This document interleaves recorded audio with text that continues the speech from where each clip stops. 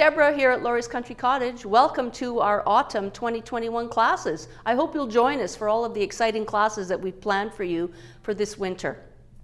I am going to be running a series of 4 classes that I'm calling Skill Builders. And so I want you right away to have the mindset that we're not necessarily all going to be making a project that's completed or any project that's the same as anybody else. The first class that I want to do to help you build your skills and to make you feel confident about trying any kind of quilting or sewing project is a class I'm calling Foundation Piecing. Now, you're all familiar with foundation piecing in terms of paper foundation, but I want you to know that there's a whole array of different techniques that you can use using this fundamental idea of laying fabric on a foundation. There is fabric foundation piecing, like you're going to see in a Christmas quilt that I made. All of those scraps of Christmas fabric have been laid on a fabric foundation to help hold them together and to provide support. There is paper foundation, and you've seen those samples in the store all the time where we are building a design based on paper or tissue paper. There's foundation piecing where you're working according to a set plan, a numbered pattern that's going to tell you how to approach putting each of your fabric pieces on.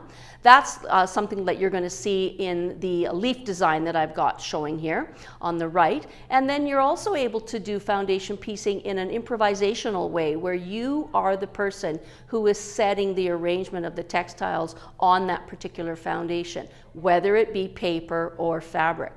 So we're going to cover in this class both paper and fabric foundation, and we're going to cover planned or pattern foundations as well as improvisation. And then we're going to make some fun little projects just to show you how those items are going to be complete. So it will involve your sewing machine, and it will involve some tools like add-a-quarter rulers, but it's going to be really basically just using up scraps in your stash to have fun, play, and learn a new skill. I hope you'll join me.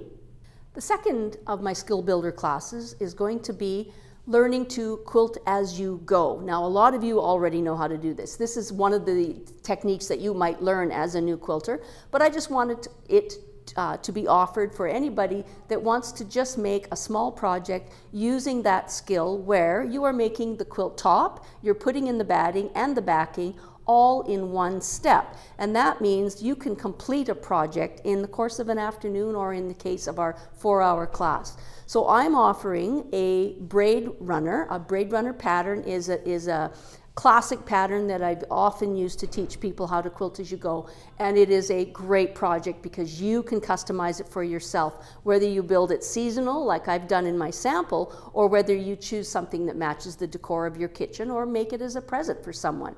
The other items that you can do, because it is the same technique, are our June Tailor projects that are a package of pre-marked batting that you add the fabric to, whether you choose to buy a kit from the store already pre-made for you, or whether you like to choose your own fabrics. You can complete a June Tailor project in a day. And make sure you understand that there are lots and lots of different projects in June Tailor. You can choose a tree skirt, there's lots of tote bags, there's now new items like lunch bags and makeup bags. And so I've made a sample of the makeup bag here, and they work up very quickly and they're fun to make. All done in one step, making it possible to complete that project in a short period of time. The third class in my Skill Builder class set is going to be a class on hand embellishment or hand stitching, where you're using those hand stitches to make a little bit of embellishment on your projects. Now, when you look at these crazy quilted quilt blocks with the hand embellishment on them, they look like they would take years and years to do, and in fact they do take a long time. But what we're trying to do is not so much complete an entire project, but to learn some new skills, some new stitches, some new ways of embellishing your work to give it just a little bit more pizzazz, or to add a little bling like I've done on the little seasonal Christmas tree decoration. So I hope you'll join me as we just try a few new embroidery stitches, try adding some beads, and just have some fun, maybe updating the old idea of a crazy quilt into a more modern look with a traditionally quilted piece or a non-traditionally quilted piece. Just add some of your own personality to that project. I think it's fun, I think it's relaxing, and I hope you'll join me. The fourth in my series of skill builder classes is going to be a class on doing English paper piecing by machine. When you look at these 4 samples that I've got near my shoulder, one of them actually is done by hand and the remaining 3 are done by machine. And can you tell the difference? I don't think you can. I really like the opportunity to build an English paper pieced object very quickly and to be able to make a small project in an afternoon. The ability to do this is based on the fact that we now have some really good iron-on stabilizers already pre-cut in the shape of these foundation pieces for English paper piecing.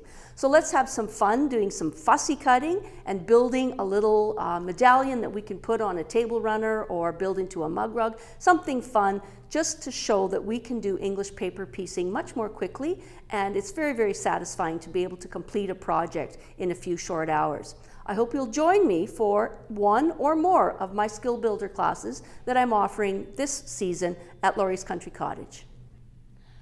I'll be doing 2 clubs this year as well. My first club, Farm Girl Vintage, is going to allow us an evening a month to build our own Farm Girl Vintage blocks using a book that you will own, and we'll show you in the class how you can vary your blocks and make them custom for yourself, like I did with the rooster block. Or we'll show you how you can use some of your other tools that you might have, like the Tucker Ruler Corner Pop, to make some of your work easier on these blocks. I'll also show you how you can make your own block, take an idea and turn it into a Farm Girl Vintage style block using the same kind of technique.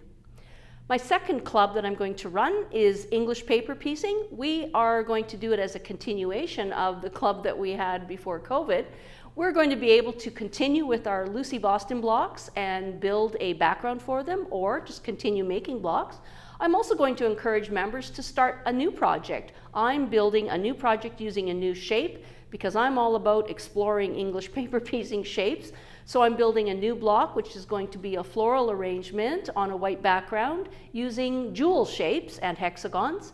And I'm also going to start another brim-filled star. You'll remember that's what I had made for the very first English paper piecing club, and I'm going to start on the second variation of that. And I hope some of you will join me in this very manageable 12 block project that's going to be fun to do because it involves curved shapes as well. So I hope you'll join me for these 2 clubs this winter, and let's do some hand stitching and some stitching of Farm Girl Vintage blocks.